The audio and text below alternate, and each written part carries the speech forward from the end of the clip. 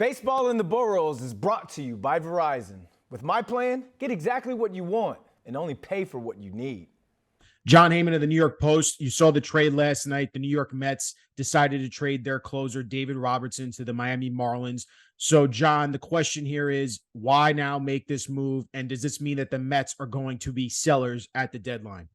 Oh, for sure. The Mets are definitely sellers. There's no question about it. They just decided it wasn't worth it. Their chances to make the playoffs have been reported as around 15 to 17%.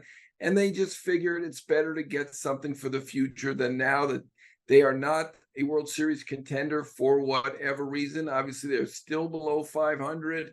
I mean, for me, I might have gone for it. Not my call, of course. We know that they blew a 7-game lead with 17 to go. They have 60 to go, and they're 7 games behind. Now they have to jump over a number of teams, but are all those teams world beaters? No, we're not talking about the Braves anymore, right? All they got to do is beat teams like the Giants, the Diamondbacks, the Marlins, maybe the Phillies, maybe the Reds. Obviously, they have not played the way they would need to play. If they were going to make the playoffs, they would need to win 2/3 of their games to get to 88 wins.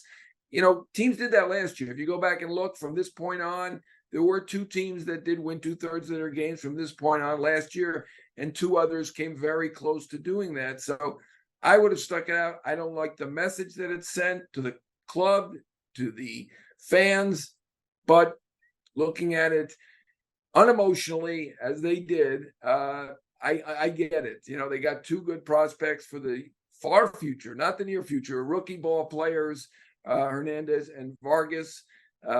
Probably a fair take for a reliever. But look, Robertson was their best player this year. He was consistently excellent. They absolutely need him. And the Mets have conceded the season, which is very, very disappointing. Jon Heyman, you're the best as always, man. All right. Good talking to you, Ryan.